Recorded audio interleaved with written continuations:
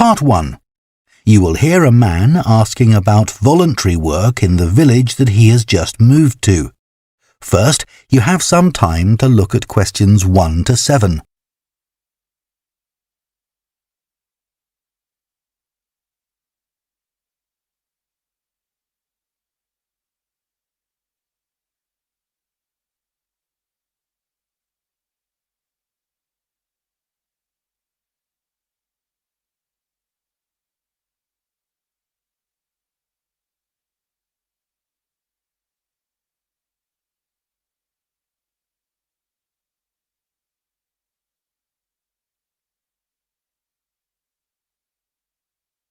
Now listen carefully and answer questions 1 to 7.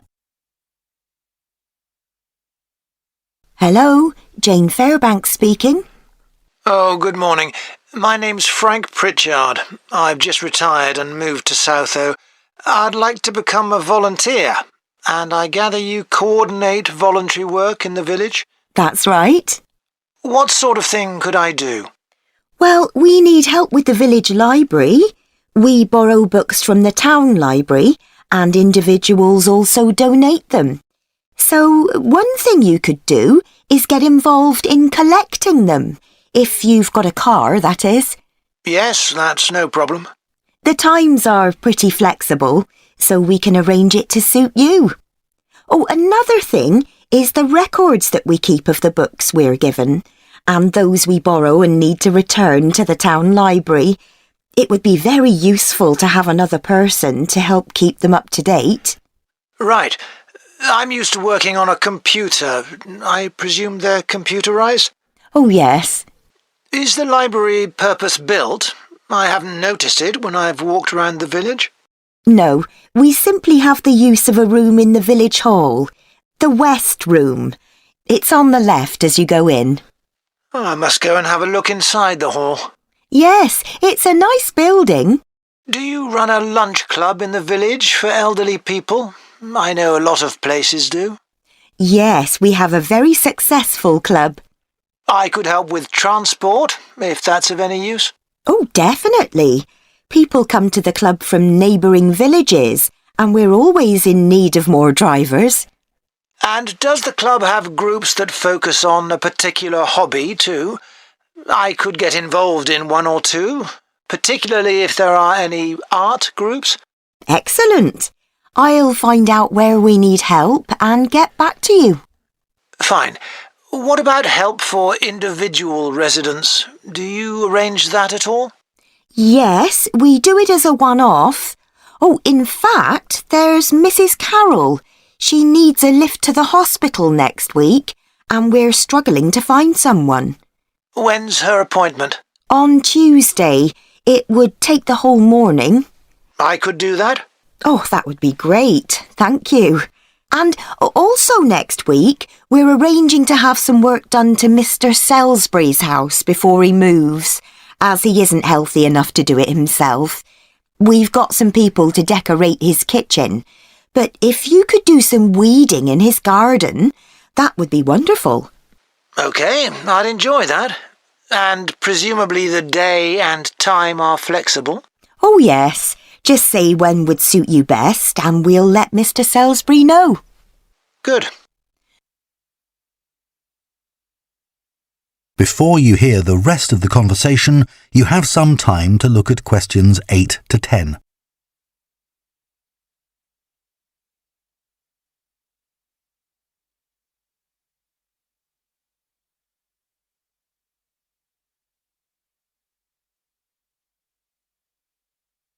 Now listen and answer questions 8 to 10. The volunteers group also organises monthly social events, which is a great way to meet other people, of course. Uh-huh. So next month, on the 19th of October, we're holding a quiz. A couple of residents are great at planning unusual ones, and we always fill the village hall. That sounds like fun. Can I do anything to help? Well, because of the number of people, we need plenty of refreshments for halfway through. So if you could provide any, we'd be grateful. I'm sure I could. I'll think about what to make and let you know. Thank you. Then on November the 18th, we're holding a dance, also in the village hall. We've booked a band that specialises in music of the 1930s. They've been before, and we've had a lot of requests to bring them back. I'm not really a dancer, but I'd like to do something to help.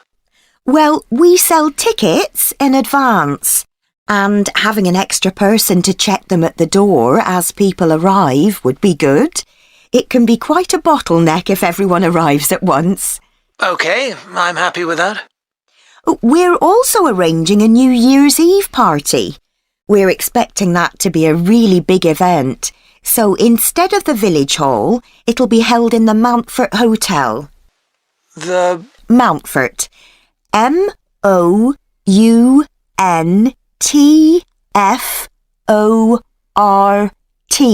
Hotel. It isn't in Southo itself, but it's only a couple of miles away. The hotel will be providing dinner, and we've booked a band. The one thing we haven't got yet is a poster. That isn't something you could do by any chance, is it? Well, actually, yes. Before I retired, I was a graphic designer, so that's right up my street. Oh, perfect.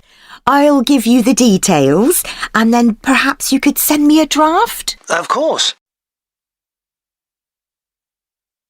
That is the end of part 1. You now have half a minute to check your answers to part 1.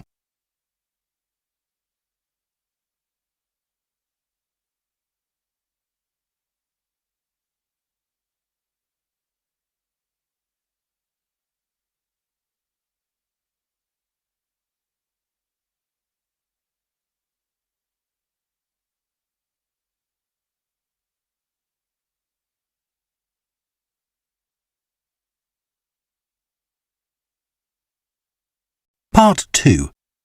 You will hear a guide at a tourist attraction called Oniton Hall talking to a group of visitors. First, you have some time to look at questions 11 to 14.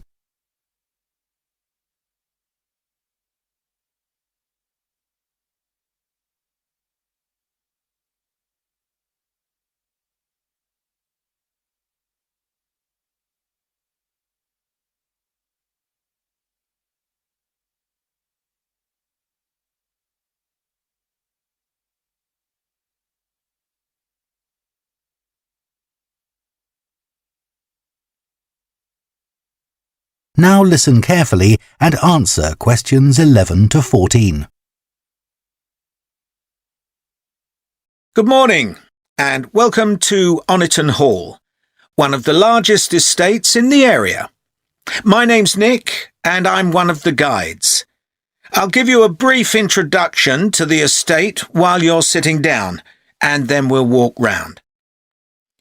The estate consists of the house, gardens, parkland and farm, and it dates back to the 14th century. The original house was replaced in the late 17th century, and of course it has had a large number of owners. Almost all of them have left their mark, generally by adding new rooms, like the ballroom and conservatory, or by demolishing others. The farm looks much as it's always done, although the current owner has done a great deal of work to the flower beds. In the 17th century, the estate was owned by a very wealthy man called Sir Edward Downes. His intention was to escape from the world of politics after years as an active politician, and to build a new house worthy of his big collection of books, paintings and sculptures. He broke off contact with his former political allies and hosted meetings of creative and literary people, like painters and poets. Unusually for his time, he didn't care whether his guests were rich or poor, as long as they had talent. Big houses like Oniton had dozens of servants until the 1920s or 30s, and we've tried to show what their working lives were like.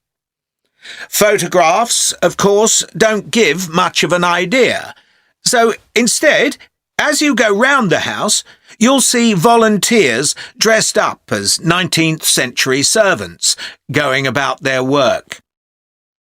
They'll explain what they're doing and tell you their recipes or what tools they're using.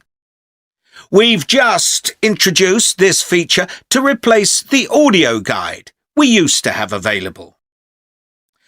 I see there are a number of children here with you today. Well, we have several activities specially for children, like dressing up in the sorts of clothes that children wore in the past. And as it's a fine day, some of you will probably want to play in the adventure playground. Our latest addition is child-sized tractors that you can drive around the grounds.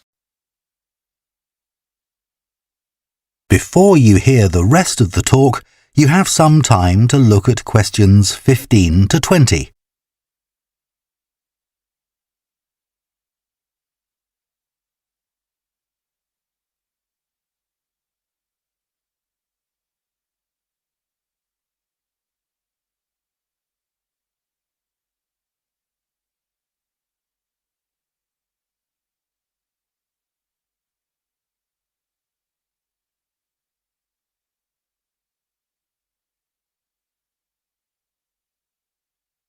Now listen and answer questions 15 to 20.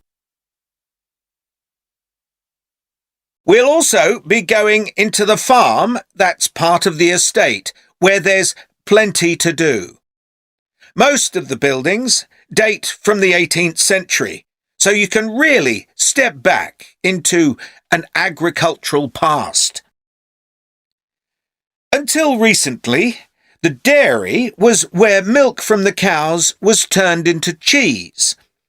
It's now the place to go for lunch, or afternoon tea, or just a cup of coffee and a slice of homemade cake.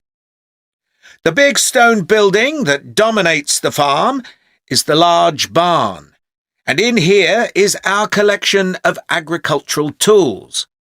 These were used in the past to plough the earth, sow seeds, make gates, and much more. There's a small barn, also made of stone, where you can groom the donkeys and horses to keep their coats clean. They really seem to enjoy having it done, and children love grooming them.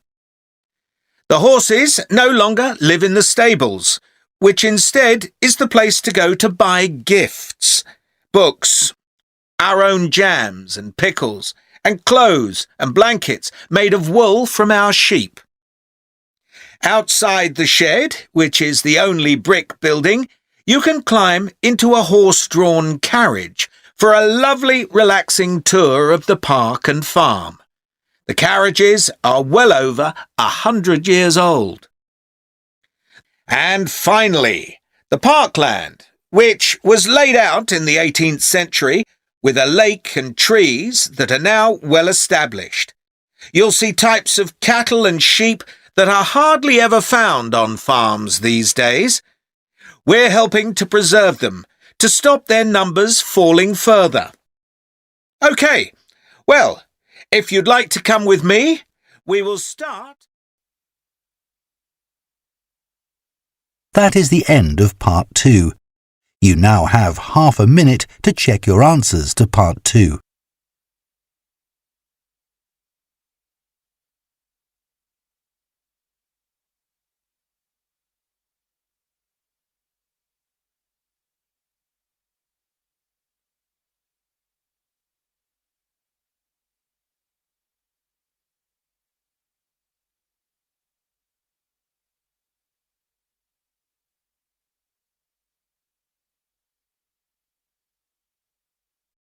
Part 3.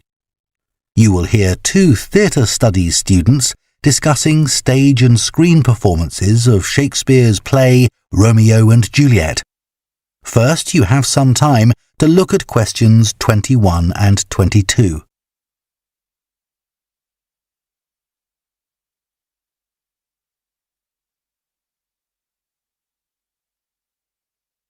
Now listen carefully and answer questions 21 and 22. Did you make notes while you were watching the performances of Romeo and Juliet, Gemma? Yes, I did. I found it quite hard, though. I kept getting too involved in the play. Me too. I ended up not taking notes. I wrote down my impressions when I got home. Do you mind if I check a few things with you, in case I've missed anything? And I've also got some questions about our assignment. No, it's good to talk things through. I may have missed things too. OK, great. So, first of all, I'm not sure how much information we should include in our reviews. Right. Well, I don't think we need to describe what happens, especially as Romeo and Juliet is one of Shakespeare's most well-known plays. Yeah, everyone knows the story. In an essay, we'd focus on the poetry and Shakespeare's use of imagery, etc. But that isn't really relevant in a review. We're supposed to focus on how effective this particular production is. We should say what made it a success or a failure. And part of that means talking about the emotional impact the performance had on us. I think that's important. Yes, and we should definitely mention how well the director handled important bits of the play, like when Romeo climbs onto Juliet's balcony. And the fight between Mercutio and Tybalt. Yes. It would also be interesting to mention the theatre space and how the director used it, but I don't think we'll have space in 800 words. No, OK. That all sounds quite straightforward. Before you hear the rest of the discussion, you have some time to look at questions 23 to 30.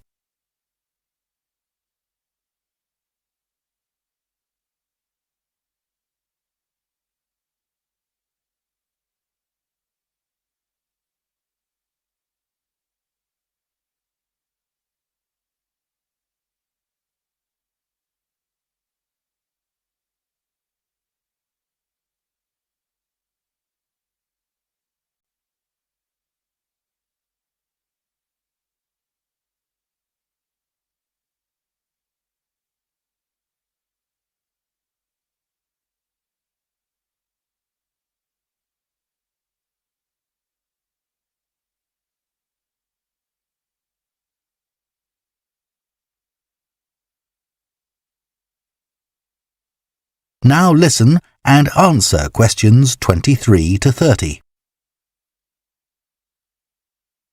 So, what about the Emporium Theatre's production of the play? I thought some things worked really well, but there were some problems too. Yeah. What about the set, for example? I think it was visually really stunning. I'd say that was probably the most memorable thing about this production. You're right. The set design was really amazing. But actually, I have seen similar ideas used in other productions. What about the lighting? Some of the scenes were so dimly lit, it was quite hard to see. I didn't dislike it. It helped to change the mood of the quieter scenes. That's a good point.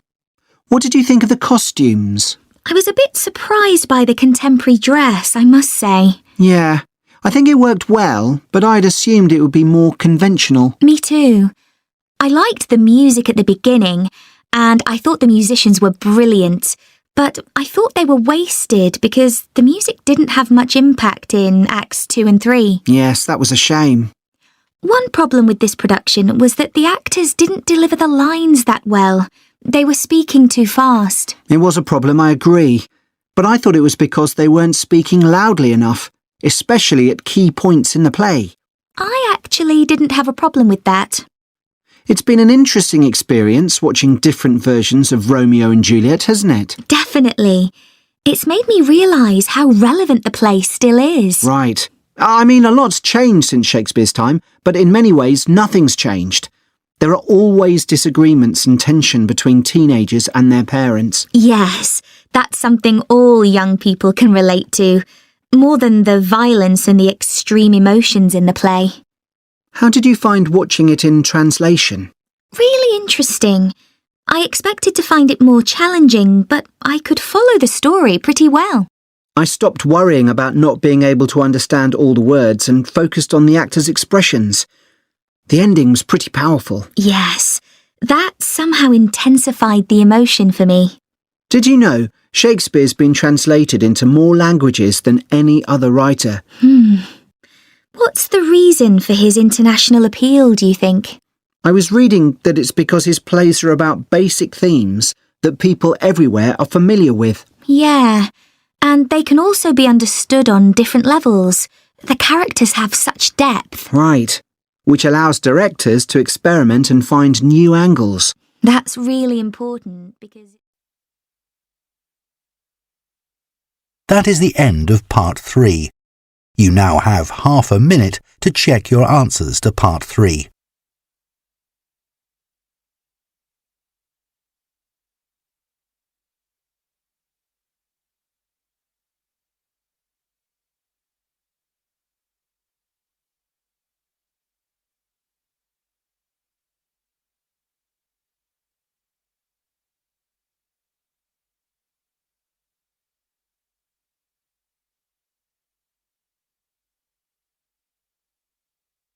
Part 4.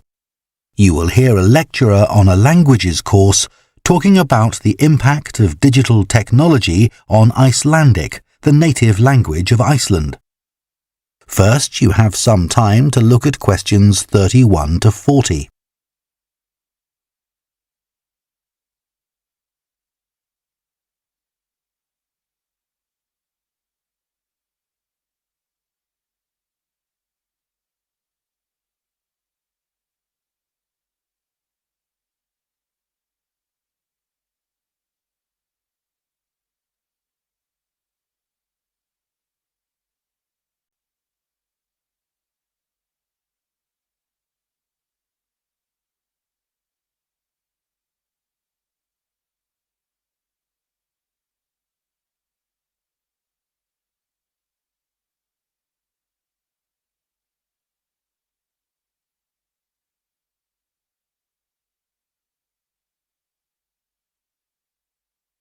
Now listen carefully and answer questions 31 to 40.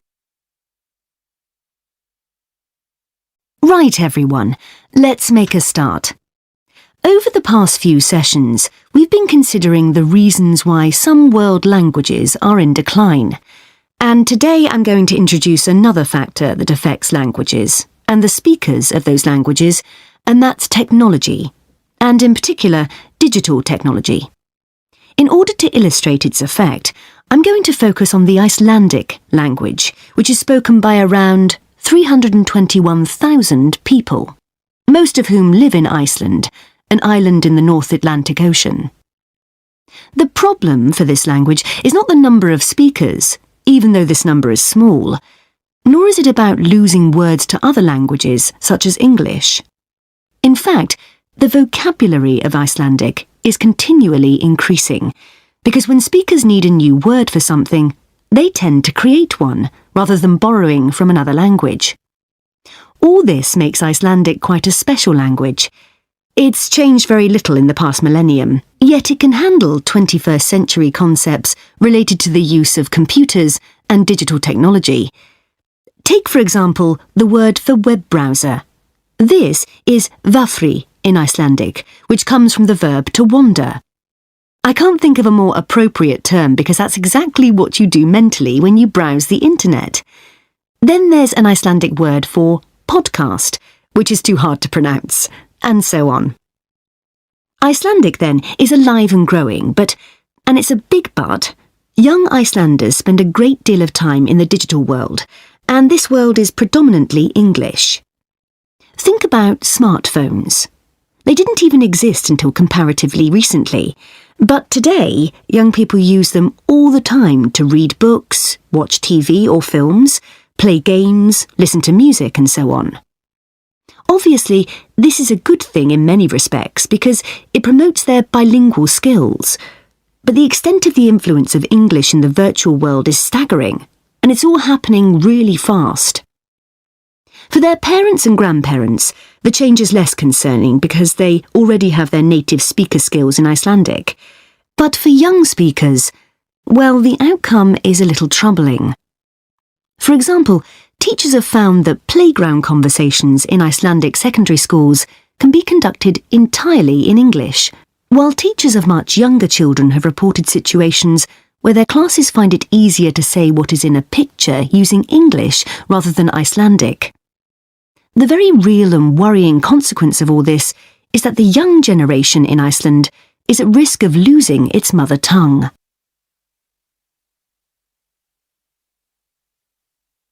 Of course, this is happening to other European languages too. But while internet companies might be willing to offer, say, French options in their systems, it's much harder for them to justify the expense of doing the same for a language that has a population the size of a French town, such as Nice. The other drawback of Icelandic is the grammar, which is significantly more complex than in most languages. At the moment, the tech giants are simply not interested in tackling this. So, what is the Icelandic government doing about this? Well, large sums of money are being allocated to a language technology fund that it is hoped will lead to the development of Icelandic-sourced apps and other social media and digital systems. But clearly this is going to be an uphill struggle. On the positive side, they know that Icelandic is still the official language of education and government. It has survived for well over 1,000 years, and the experts predict that its future in this nation-state is sound and will continue to be so. However, there's no doubt that it's becoming an inevitable second choice in young people's lives. This raises important questions. When you consider how much of the past is tied up in a language, will young Icelanders lose their sense of their own identity? Another issue that concerns the government of Iceland is this. If children are learning two languages through different routes, neither of which they are fully fluent in, will they be able to express themselves properly? That is the end of Part 4. You now have 1 minute to check your answers to Part 4.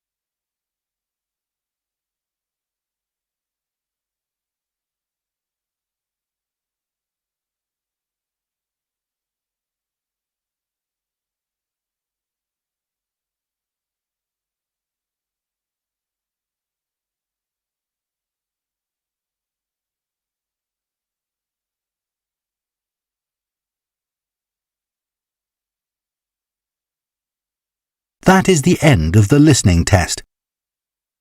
In the Ielts test, you would now have 10 minutes to transfer your answers to the answer sheet.